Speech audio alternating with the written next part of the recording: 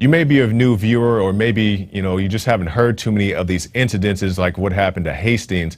These are not isolated incidents. That may have been the first time I've ever heard of an engine like flying down the street or so forth. That's not a NASCAR race, but this isn't anything new. So we're going to break down for you just a small sampling, about 10 or so incidences of people who mysteriously committed suicide or so forth under very fishy circumstances.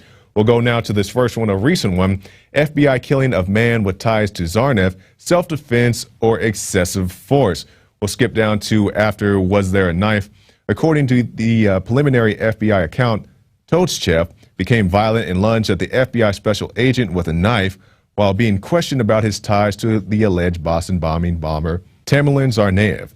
The target reacted to the imminent threat and shot Tolchev dead. Later, the FBI backed away from that version of events. And then they were like, well, did the guy have a knife? Did not have a knife? And the guy was like, well, we just started shooting, and when we finished, he was dead.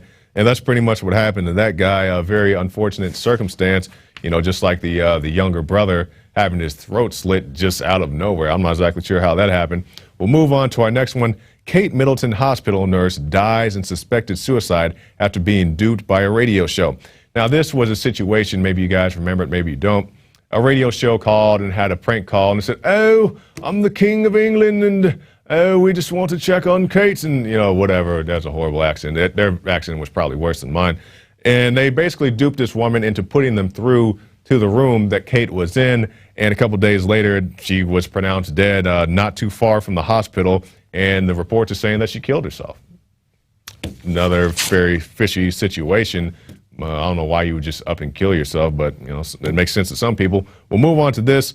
Autopsy rules handcuffed man shot himself in the back of a police car. Now, I'm sorry, I didn't mean to laugh. This is a very serious situation. It's just the headline is just so ridiculous. It's accurate, but it's very ridiculous. A handcuffed man that had been searched twice, shot himself in the head in the back of a squad car. And we'll skip down a little bit.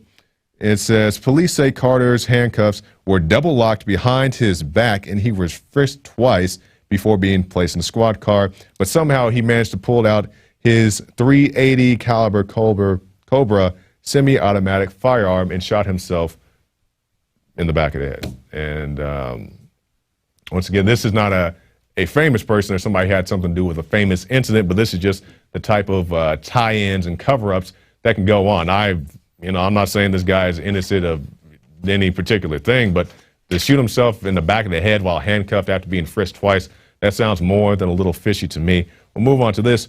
Aaron Swartz was killed by the government, father tells mourners. Now, this is the father, of course, of Mr. Swartz. And he said he was killed by the government and MIT betrayed all of their basic principles.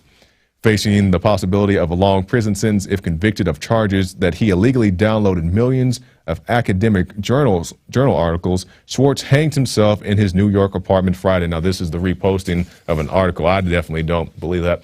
And keep in mind, Swartz was the type of guy that he didn't run from a fight.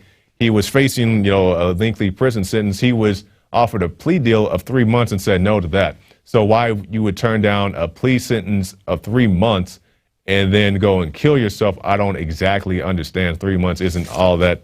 I mean, I wouldn't want to be locked up for 1 day for something I didn't do, but 3 months versus 30 plus years isn't that big bad of a deal.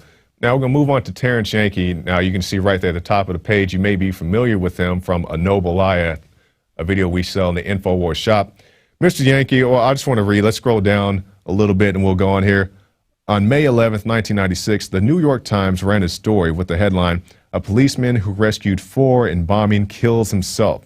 Now, just in case you don't know, Mr. Yankee, he was a first responder during the Oklahoma City bombing. He rushed in, he saved, like I said, 4 people or so.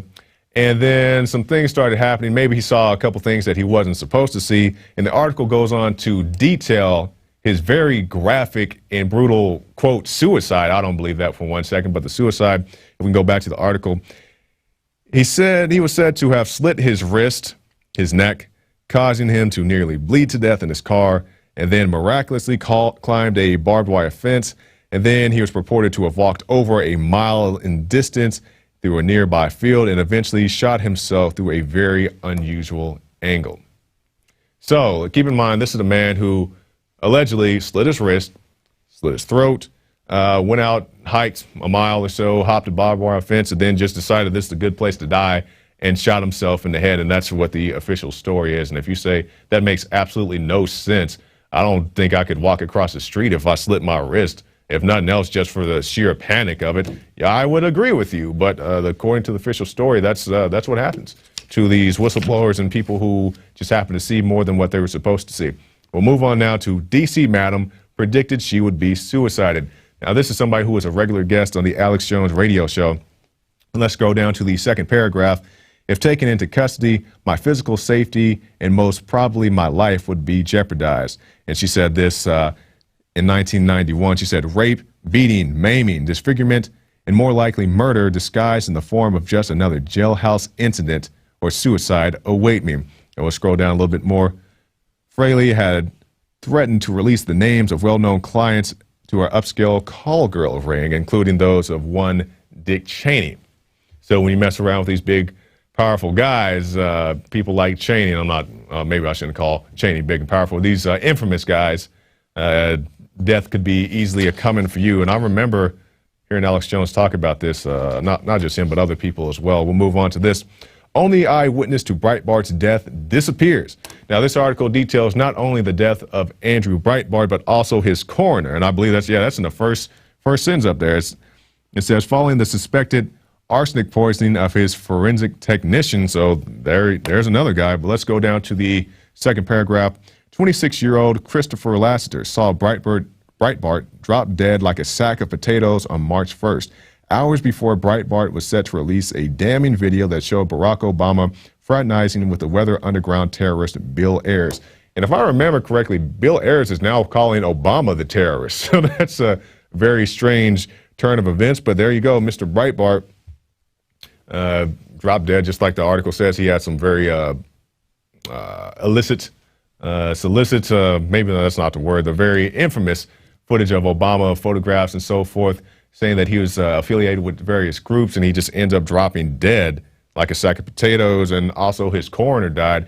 And I believe it was reported at the time, it was just hours after he died. They said, oh, we know the exact cause of death, just hours after he died. But keep in mind, when you have situations like a Whitney Houston or Michael Jackson, situations like that, they're very calm and collected. And it takes a while for the actual cause of death to come out. But you have a situation with Breitbart where, he's barely cold. And, oh, we know it happened exactly like this. That's a very fishy telltale sign. And also how the coroner just up and dropped dead.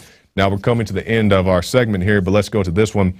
Coroner Gary Webb's death confirmed as a suicide. We'll scroll down a little bit. New York. The death of investigative reporter Gary Webb has confirmed as a suicide, according to a coroner's statement. The cause of death was determined to be a self-inflicted gunshot wounds to the head. And that's a statement issued by the Sacramento County Coroner's Office. Let's pause right there. To shoot yourself in the head with a semi-automatic firearm once is a great accomplishment. But to do that twice is just so beyond me how you could do this. And I'll go back to the article. And it's just baffling. Out of all these suicides,